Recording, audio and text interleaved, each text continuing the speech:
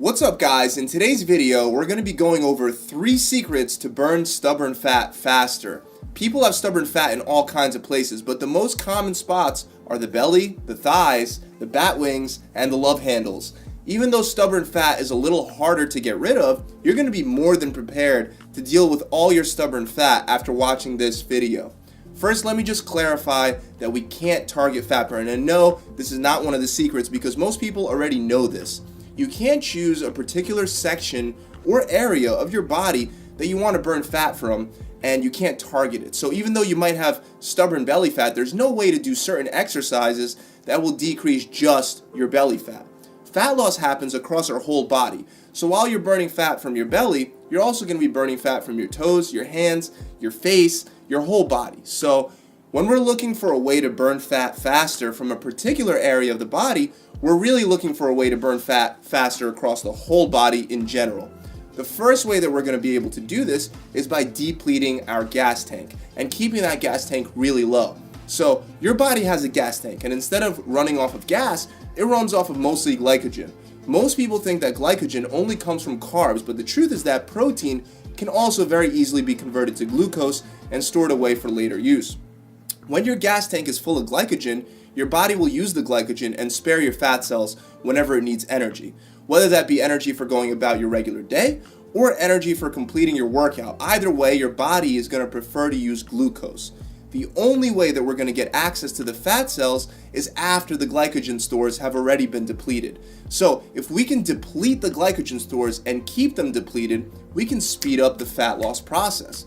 So how do we deplete glycogen? Well, one very simple way is by not consuming too much glycogen to begin with. And again, protein, don't forget, can be converted into glycogen. So I'm not necessarily advocating a low-carb diet here because low-carb diets are not the only way to burn through your glycogen stores and start burning fat. Low-carb diets are, however, the fastest way to deplete that gas tank because during a low-carb diet, protein and amino acids won't give you enough glucose to refill that tank. Once again though, keeping carbs low is not the only way to do this. You can burn fat a number of different ways, but the key is to maintain a negative calorie balance in order to use all the stored glucose and switch over to burning that stubborn fat. Believe it or not, you can't even do a pure carb diet where you have only carbohydrates and still burn through all the glycogen just by maintaining a large enough calorie deficit. I know this because I've done it on myself before, and I have a whole video about it. So, first of all, you have to maintain a calorie deficit. Second of all, you should incorporate some heavy weight training into your program. There is no better way to burn glucose than through anaerobic training. Anaerobic training involves exercises that require you to use primarily glycogen rather than oxygen for energy. Almost all weight training, as long as the weight is heavy enough, will be considered anaerobic in nature and will help you deplete your glycogen stores faster. I recommend a bare minimum of 3 days a week of weight training, but with 5 days a week of weight training, you're obviously going to burn through a lot more of that glucose faster. So if your schedule allows you, try to do weight training more frequently. Remember, once that glucose is out of the way, that's when you have direct access to your fat stores. That's actually why ketogenic diets work so well for fat loss. They actually switch your body's main source of fuel from glycogen over to ketones that come from fat. The second thing that you want to do is fast. This is another excellent way to decrease glucose in your body and empty out the gas tank. But that's not the only reason why fasting is so good for fat loss. Insulin is your fat storage hormone. To make it really simple, when your insulin levels are high, it's virtually impossible to burn fat. When insulin and blood sugar levels are low, glucagon is released to draw energy from your cells. So now instead of shuttling glucose into your cells with insulin, glucagon will pull it from your cells. Glucagon and insulin are opposites, and you're really only going to get one or the other. If insulin is high, glucagon is naturally low, and if glucagon is high, insulin is naturally low. Again, to burn fat, we want to try to keep our insulin levels low, and insulin levels don't get much lower than when we're going to be fasting. The point is that fasting is one of the fastest and the best ways to keep your insulin levels really low.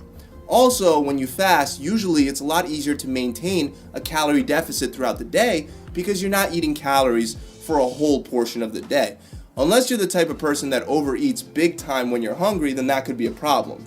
Fasting should help you maintain a calorie deficit ultimately helping you empty that gas tank faster. The last thing you can do for that stubborn belly fat is increase muscle mass. You might be thinking, how is muscle mass going to help me burn more stubborn fat? Well, in humans, glycogen is made and stored mostly in the cells of your liver and your body's muscle tissue. Even though you can't really change the amount of glycogen that you're going to be storing in your liver, you can increase the amount that you store in your muscles by building more muscle. There's something that you might have heard of known as spillover. When you overfill your gas tank with too much glucose and there's no more room to store the glucose in your liver and your skeletal muscle tissue, the result is spillover. In this process, insulin is used to store the extra glucose into your fat cells. By having more muscle mass, your body will be able to use more glucose. That goes without mentioning the fact that you're going to be emptying and refilling that glucose all the time by working out and then eating. People that don't do weight training, or even worse, people that don't work out at all, they're never emptying out that gas tank. They just keep filling it up. What happens when you keep filling an already full gas tank? Spillover. That spillover will just lead to a vicious cycle of regaining that stubborn fat. So building more muscle mass will increase the amount of glucose that your muscles can use, and the weight training that you're going to be doing to build up that muscle mass will constantly be depleting that gas tank, allowing you to burn stubborn fat as long as your diet isn't high in glucose that you're using to refill that tank. So again, just to recap, number one, you want to empty out your gas tank by maintaining a calorie deficit and by doing a weight training program consistently. Number two, you want to fast in order to drop insulin levels to their lowest point to allow your body to draw energy from fat stores using glucagon. And the third tip is to increase muscle mass throughout your body so you can avoid spillover. That's it, guys. I really hope this video has helped you out. If you enjoyed it, make sure you subscribe to this channel and visit my website, gravitytransformation.com, where you get much more than just another workout and diet plan. See you guys soon. Pump it.